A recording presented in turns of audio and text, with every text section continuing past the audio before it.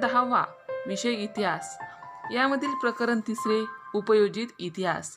तर या उपयोजित इतिहास या प्रकरणाचा संपूर्ण स्वाध्याय आज आपण या व्हिडिओमध्ये अभ्यासणार आहोत। यामध्ये पहिला प्रश्न आहे अ, दिलेल्या पर्यायापैकी योग्य पर्याय निवडून विधाने पूर्ण करा। तर पहिलं विधान आहे जगातील सर्वात प्राचीन संग्रहालय रिकामी जागा या शहराचे उत्खनन करताना सापडले। काय विधान? जगातील सर्वात प्राचीन संग्रहालय रिकामी जागा या शहराचे उत्खनन करताना सापडले।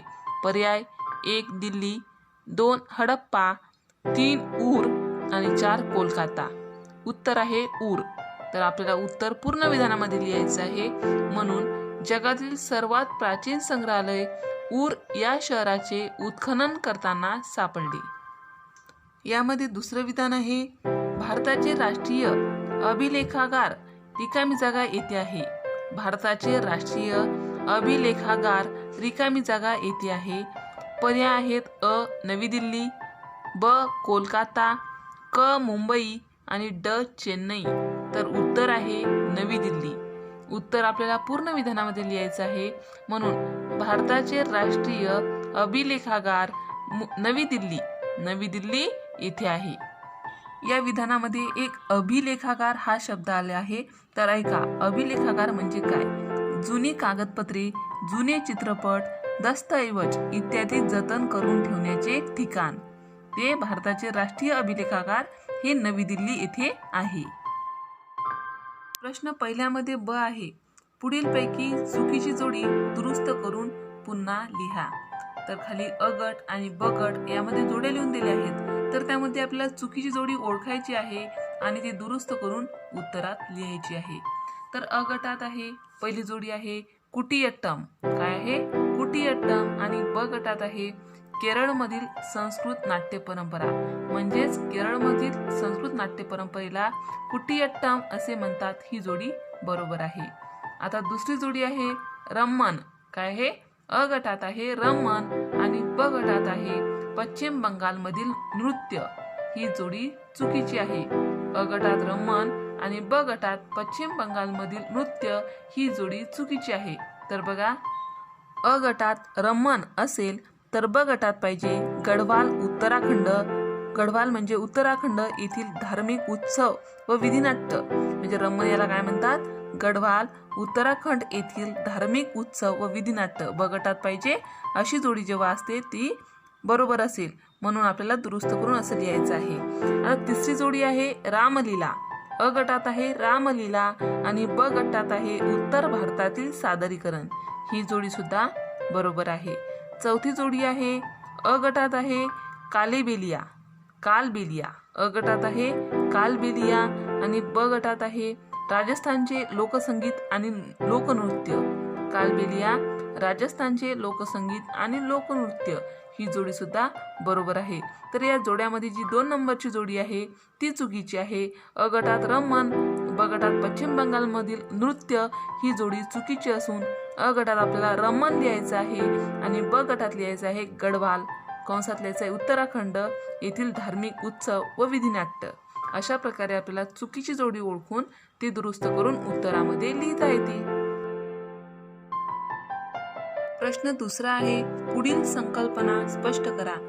यामध्ये पहिली संकल्पना आहे उपयोजित इतिहास। काय आहे? उपयोजित इतिहास। उत्तर, इतिहास भूतकाळात घडून गेलेल्या घटनांशी संबंधित असतो। वर्तमानात दिसणाऱ्या मानवी जीवनाची घडण ही त्या घटनांवरच आधारलेली असते। या घटना राजकारण, सामाजिक धार्मिक संघटन, तत्वज्ञान, तंत्रज्ञान आणि विज्ञान यासारख्या विविध क्षेत्रामध्ये घडलेल्या असतात। प्रत्येक क्षेत्रातील ज्ञानसंचयाचा स्वतंत्र इतिहास असतो। त्या त्या क्षेत्रातील पुढील वाटचालीची दिशा या ज्ञानसंचयाच्या स्थितीवर अवलंबून असते। त्या अनुषंगाने अनेक विषयांच्या संशोधनात इतिहासाची संशोधन पद्धती उपयुक्त ठरते। अशा प्रकारे आपल्याला उपयोजित इतिहास ही संकल्पना थोडक्यात स्पष्ट करता येते। आता संकल्पना स्पष्ट करा। यामध्ये दुसरी संकल्पना आहे अभिलेखागार। काय आहे? अभिलेखागार। तर उत्तर, ऐतिहासिक दस्तऐवज ज्या ठिकाणी जतन करून ठेवलेले असतात त्या ठिकाणास अभिलेखागार असे म्हणतात. भारताचे दिल्ली येथील राष्ट्रीय अभिलेखागार हे आशिया खंडातील सर्वात मोठे अभिलेखागार आहे. भारतातील प्रत्येक राज्याचे स्वतःचे स्वतंत्र अभिलेखागारही असते. अभिलेखागारामध्ये महत्त्वाची जुनी कागदपत्रे, दप्तरे, जुने चित्रपट, जागतिक करारांचे ऐवज इत्यादी जतन करून ठेवले जातात. अभिलेखागारामुळे मूळ कागदपत्रांचे संदर्भ मिळतात. तत्कालीन ऐतिहासिक घटनांचा अभ्यास करता येतो. तत्कालीन भाषा, लिपी यांचा शोध घेता येतो. कालगणना करता येते. ऐतिहासिक वारसा पुढील पिढ्यांना हस्तांतरित करता येतो. ऐतिहासिक वारसा पुढील पिढ्यांना हस्तांतरित करता येतो. अशा प्रकारे आपल्याला अभिलेखागार याविषयी थोडक्यात संकल्पना स्पष्ट करता येते. प्रश्न तिसरा आहे, पुढील प्रश्नांची 25 ते 30 शब्दात उत्तरे लिहा. पुढील प्रश्नांची 25 ते 30 शब्दात आपल्याला उत्तरे लिहायची आहेत. तर यासाठी पहिला प्रश्न आहे, जनांसाठी इतिहास ही संकल्पना स्पष्ट करा. काय प्रश्न? जनांसाठी इतिहास ही संकल्पना स्पष्ट करा. उत्तर, इतिहासाचा संबंध लोकांच्या वर्तमान जीवनाशी जोडणारे क्षेत्र म्हणजे जनांसाठी इतिहास होय. उपयोजित इतिहास या संज्ञेला जनांसाठी इतिहास असा पर्यायी शब्दप्रयोग केला जातो. इतिहासाद्वारे भूतकाळातील घटनांसंबंधीचे ज्ञान आपल्याला प्राप्त होते. या ज्ञानाचा उपयोग लोकांना वर्तमान आणि भविष्यकाळात कसा होईल याचा विचार जनांसाठी इतिहास या विषयात केला जातो. वर्तमानकालीन समस्यावरील उपाययोजना करण्यासाठी भूतकालीन घटनाविषयींचे ज्ञान उपयुक्त ठरू शकते. अशा प्रकारे आपल्याला जनांसाठी इतिहास ही संकल्पना स्पष्ट करता येते. आता यामध्ये दुसरा प्रश्न आहे, ऐतिहासिक वारसास्थळांच्या संदर्भात युनेस्कोने कोणते कार्य केले आहे? ऐतिहासिक वारसास्थळांच्या संदर्भात युनेस्कोने कोणते कार्य केले आहे? उत्तर, संयुक्त राष्ट्राच्या युनेस्को या आंतरराष्ट्रीय संस्थेने ऐतिहासिक वारसास्थळांच्या संदर्भात पुढील कार्य केले आहे. नामशेष होण्याच्या वाटेवर असलेल्या सांस्कृतिक आणि नैसर्गिक वारशांचे जतन व संवर्धन कसे करावे याचे मार्गदर्शन तत्त्वे जाहीर केले. अशा याद्या जाहीर करून युनेस्को प्राचीन वारसा जपण्यासाठी लोकांचे व राष्ट्राचे लक्ष वेधून घेतले. जागतिक वारशाच्या पदास पात्र ठरणारी स्थळे आणि परंपरा यांची यादी ही संघटना वेळोवेळी जाहीर करत असते. अशा प्रकारे आपल्याला ऐतिहासिक वारसास्थळांच्या संदर्भात युनेस्कोने केलेले कार्य स्पष्ट करता येते. प्रश्न तिसरा आहे, सांस्कृतिक वारसास्थळांच्या यादीतील महाराष्ट्रातील ठिकाणे कोणती हे शोधून लिहा. प्रश्न पुन्हा एकदा ऐका. सांस्कृतिक वारसास्थळांच्या यादीतील महाराष्ट्रातील ठिकाणे कोणती हे शोधून लिहा. उत्तर, युनेस्कोने जाहीर केलेल्या जागतिक सांस्कृतिक वारसास्थळांच्या यादीत महाराष्ट्रातील पुढील ठिकाणांचा समावेश आहे. पहिलं ठिकाण आहे अजिंठा लेणी. अजिंठा लेणी हे सांस्कृतिक वारसास्थळ आहे आणि ते महत्त्वाचं वारसास्थळ आहे. दुसरं आहे वेरूळची लेणी व कैलास मंदिर. काय आहे? वेरूळची लेणी व कैलास मंदिर. तिसरं आहे घारापुरीची लेणी. घारापुरीची लेणी. आणि चौथं आहे छत्रपती शिवाजी महाराज टर्मिनस मुंबई. छत्रपती शिवाजी महाराज टर्मिनस मुंबई. या यादीत नसलेले रायगड, देवगिरी, जंजिरा, सिंधुदुर्ग इत्यादी गडकिल्ले व जलकिल्ले हेही महाराष्ट्राच्या सांस्कृतिक वारसास्थळात समाविष्ट होतात. अशा प्रकारे सांस्कृतिक वारसास्थळांच्या यादीतील महाराष्ट्रातील ठिकाणे आपल्याला स्पष्ट करता येतात आणि लिहिता येतात.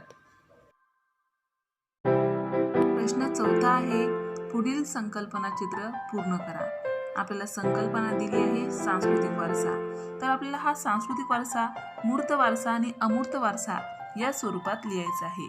तर सांस्कृतिक वारशामध्ये जो मूर्त वारसा आहे तो बघा, प्राचीन स्थळे, प्राचीन वास्तू, प्राचीन वस्तू, हस्तलिखिते, प्राचीन शिल्पे, प्राचीन चित्रे हे काय आहे?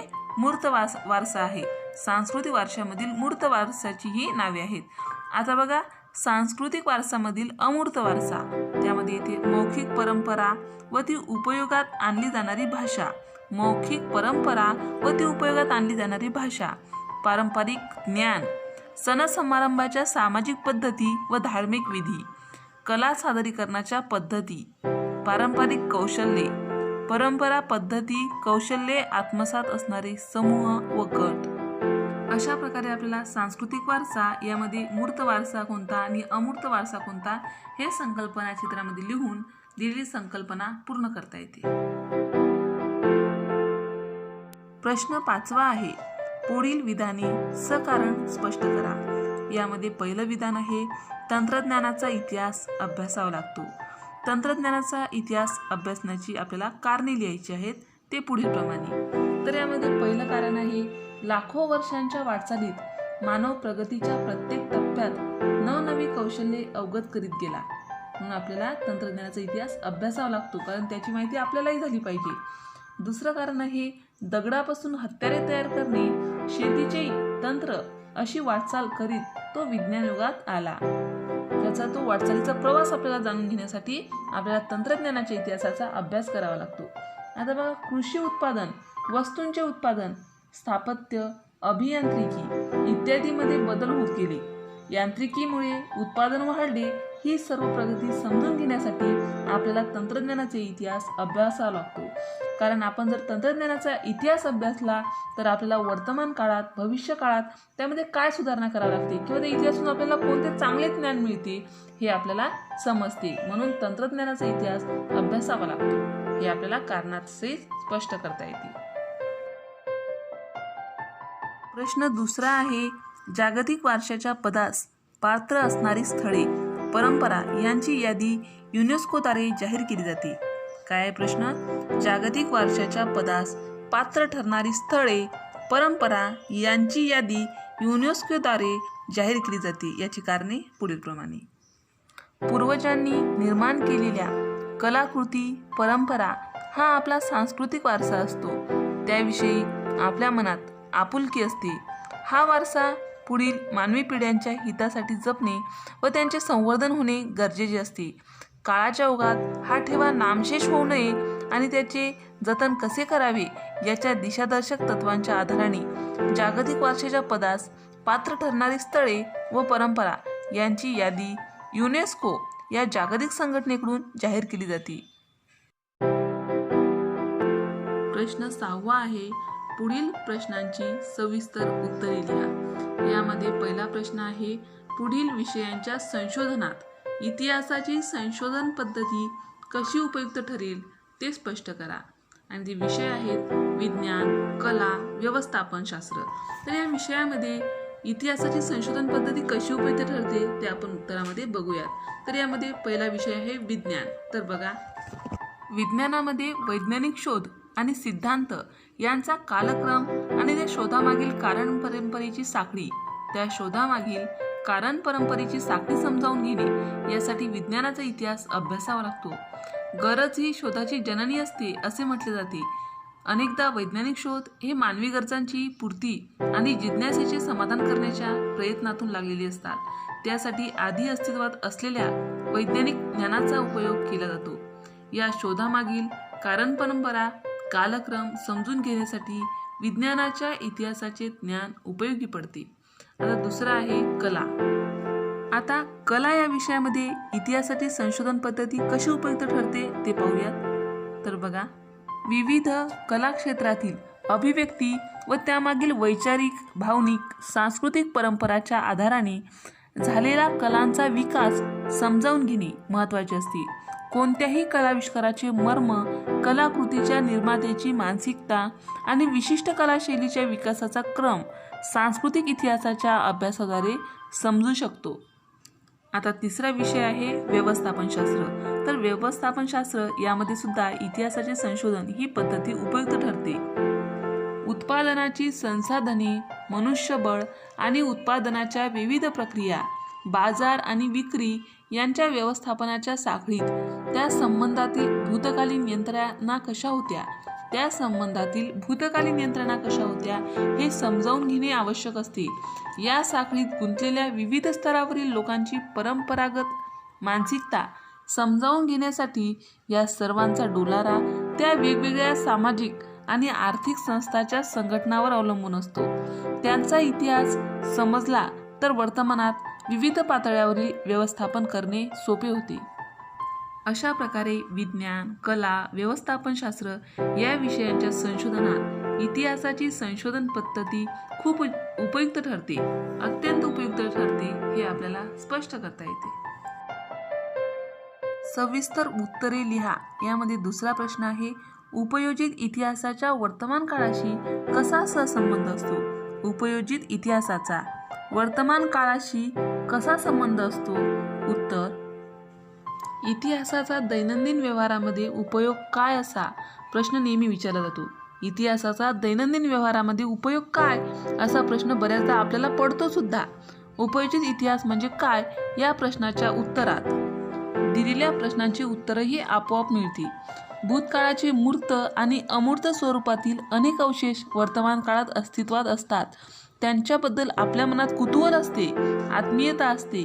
त्यांच्या अस्तित्वाचा इतिहास आपल्याला समजून घ्यावासा वाटतो, कारण ते आपल्या पूर्वजांनी निर्माण केलेल्या कलाकृतींचे, परंपरांचे अवशेष असतात. तो आपला सांस्कृतिक वारसा असतो, ती आपली ओळख असते. त्याच्या इतिहासाचे ज्ञान आपल्याला आपल्या उगमाकडे घेऊन जाणारे असते. त्यामुळे तो सांस्कृतिक वारसा आपल्या आणि पुढील पिढ्यांच्या हितासाठी दीर्घकाळ जतन करण्याची, त्याचे संवर्धन करण्याची आवश्यकता निर्माण होते. उपयोजित इतिहासाच्या आधारे मूर्त आणि अमूर्त स्वरूपातील सांस्कृतिक वारशाचे जतन आणि संवर्धन करता येते. त्यामुळे व्यवसायाच्या अनेक संधी निर्माण होतात. थोडक्यात सांगायचे म्हणजे इतिहासाच्या आधारे वर्तमान काळाचे यथायोग्य आकलन आणि भविष्य काळासाठी दिशादर्शन असे उपयोजित इतिहासाचे वर्णन करता येईल. अशा प्रकारे उपयोजित इतिहासाचा वर्तमान काळाशी सहसंबंध हा खूप जवळचा आहे हे आपल्याला स्पष्ट करता येते. सविस्तर उत्तरे लिहा यामध्ये तिसरा प्रश्न आहे, इतिहासाच्या साधनांचे जतन व्हावे यासाठी किमान 10 उपाय सुचवा. आपल्याला इतिहासाचे साधनांचे जतन होण्यासाठी कितीतरी उपाय सुचवता येतात, पण आपण प्रश्नात दिल्यानुसार आपण 10 उपाय सुचवूयात. ते पुढील प्रमाणे. उत्तर, इतिहासाच्या साधनात लिखित, भौतिक आणि मौखिक साधने यांचा समावेश होतो. या साधनांचे वेगवेगळ्या पद्धतीने जतन करावे लागते. त्यासाठी माझ्या मते पुढील उपाययोजना करता येतील. तर पहिली उपाययोजना आहे, किल्ले, स्मारके, राजवाडे अशा ऐतिहासिक वास्तूंची नियमित डागडुजी केली पाहिजे. म्हणजेच अशा जर स्मारकांना काही झालं, कुठं काही पडझड झाली तर ती वेळच्या वेळेस बरोबर केली पाहिजे. आता दुसरा उपाय आहे, वास्तूंची नासधूस करणे, त्यावर नावे लिहिणे वा कोरणे हे टाळण्याबाबत उपाय योजावेत. बऱ्याच वेळेस आपण किल्ले, स्मारके ज्या ठिकाणी असतात त्या ठिकाणी लिहिला जातो आणि अशा वेळी जे मुले आहेत त्या ठिकाणी नावं लिहितात, काही कोरतात. हे व्यवस्थित नाही आहे, त्यामुळे त्याचं नासधूस होते. तर यासाठी हे होऊ नये म्हणून काहीतरी उपाययोजना सुचवावी, म्हणजे आपला इतिहासाच्या साधनांचे जतन होण्यास खूप मदत होईल. तिसरा उपाय आहे, ऐतिहासिक नाणी, हत्यारे इत्यादी वस्तू सावधतेने हाताळाव्यात. ऐतिहासिक नाणी, हत्यारे इत्यादी वस्तू आहेत त्या आपण सावधानपणे हाताळाव्यात. त्यांची चोरी होणार नाही याची काळजी घ्यावी. त्यांची चोरी होणार नाही याची काळजी घेणे आपल्याला खूप आवश्यक आहे. तसेच ओव्या, लोकगीते आदी मौखिक साहित्य संकलन करून ते लिखित स्वरूपात आणावे. पाचवी उपाययोजना आहे, प्राचीन ग्रंथांचे वाळवी व बुरशी यापासून संरक्षण करावे. प्राचीन जे ग्रंथ आहेत म्हणजे ते कसे कागदाचे असतात, त्यावर कधी त्याला वाळवी लागते, कधी बुरशी लागते, त्यामुळे त्याच्यावरची जी अक्षरे आहेत ती आपल्याला दिसत नाही. त्यामुळे त्याचं आपल्याला संरक्षण करणे खूप आवश्यक आहे. तसेच ओलसरपणा, दमट हवा यामुळे बुरशी लागते, म्हणून त्यांना पाणी लागणार नाही याची सुद्धा काळजी घ्यावी व कीटकनाशक औषधांचा वापर करावा. या सर्व साधनांच्या जतनासाठी अनुभवी तज्ज्ञ मंडळीचे सल्ले घ्यावेत. सातवा उपाय आहे, ऐतिहासिक साधनांच्या जतनासाठी कडक कायदे करावेत. म्हणजे जर कोण याचं नासधूस करण्याचा प्रयत्न केला, ऐतिहासिक साधनांची चोरी करण्याचा प्रयत्न केला आणि हे जर कोणाच्या लक्षात आलं तर त्यावर त्या माणसाला कडक शिक्षा दिली पाहिजे, त्यावर कडक कायदे अवलंबले पाहिजे, म्हणजे हे कुठेतरी थांबले जाईल. आता आठवा उपाय आहे, या साधनांचे महत्त्व समाजाला पटवून देण्यासाठी विविध उपक्रम हाती घेऊन समाजाचे प्रबोधन करावे. काय आहे 8वा उपाय? या साधनांचे म्हणजे ऐतिहासिक साधनांचे महत्त्व समाजाला पटवून देण्यासाठी विविध उपक्रम हाती घेऊन समाजाचेही प्रबोधन करावे. आता 9वा उपाय आहे, या साधनाविषयी म्हणजे ऐतिहासिक साधनाविषयी, प्राचीन इतिहासाविषयी जनतेच्या मनात आपुलकी निर्माण केली पाहिजे. हा आपला प्राचीन वारसा आहे, त्याचे महत्त्व पटवून देऊन त्याविषयी त्यांच्या मनात गोडी निर्माण करावी. म्हणजे बरेच लोक असतात, त्यांना ऐतिहासिक साधनांचं काहीही घेणेदेणे नसते. त्यांना वाटते आता हे जुनं झालं म्हणून ते त्याच्याकडे दुर्लक्ष करतात, परंतु त्यांच्या मनात त्याविषयी गोडी निर्माण करून त्यांनाही आपला ऐतिहासिक वारसा टिकवण्यासाठी आपल्यामध्ये सामील केलं गेलं पाहिजे. आता 10वा उपाय आहे, ऐतिहासिक साधनांच्या जतनात सामान्य जनतेला मोठ्या प्रमाणात सामील करून घ्यायला हवे. तसे उपक्रम हाती घ्यायला हवेत. आपण जर सामान्य लोकांना या उपक्रमात सामील केलं तर आपला ऐतिहासिक वारसा चांगल्या प्रकारे टिकून राहण्यासाठी आपल्याला खूप मदत होईल. अशा प्रकारे इतिहासाच्या साधनांचे जतन व्हावे यासाठी आपल्याला कमीत कमी 10 उपाय सुचवता येतात. आपल्याला अजूनही काही उपाय येत असतील किंवा सुचत असतील तर आपण लिहू शकतो. सविस्तर उत्तरे लिहा. यामध्ये 4था प्रश्न आहे, नैसर्गिक आणि सांस्कृतिक वारसा जतन करण्याच्या प्रकल्पातून कोणत्या गोष्टी साध्य होतात? उत्तर, सांस्कृतिक आणि नैसर्गिक वारशाच्या स्थळांच्या जतन आणि संवर्धनाच्या प्रकल्पामध्ये अनेक विषयातील तज्ज्ञांचा सहभाग आवश्यक असतो. या सर्वांमध्ये संबंधित स्थळाच्या सांस्कृतिक, सामाजिक, राजकीय इतिहासाची जाणीव निर्माण करण्याचे काम उपयोजित इतिहासाद्वारे करता येते. आता बघा, नैसर्गिक आणि सांस्कृतिक वारसा जतन करण्याच्या प्रकल्पातून पुढील गोष्टी साध्य होतात. त्यामध्ये पहिली गोष्ट आहे, प्रकल्पाअंतर्गत वारसा स्थळाचे मूळ स्वरूप न बदलता जतन आणि संवर्धनाची कामे करणे शक्य होते. काय आहे पहिली गोष्ट? प्रकल्पाअंतर्गत वारसा स्थळाचे मूळ स्वरूप न बदलता जतन आणि संवर्धनाची कामे करणे शक्य होते. साध्य होणारी दुसरी गोष्ट आहे, स्थानिक समाजाची घडण आणि मानसिकता. स्थानिक समाजाची घडण आणि मानसिकता, त्यांच्यापुढे असणारी वर्तमानातील विविध आव्हाने, स्थानिक लोकांच्या अपेक्षा यांचा आढावा घेता येतो. नैसर्गिक आणि सांस्कृतिक वारसा जतन करण्याच्या प्रकल्पातून साध्य होणारी तिसरी गोष्ट आहे, सांस्कृतिक वारसा स्थळांचे जतन आणि संवर्धन करत असताना स्थानिक लोकांच्या भावना दुखावल्या जाऊ नयेत यासाठी कराव्या लागणाऱ्या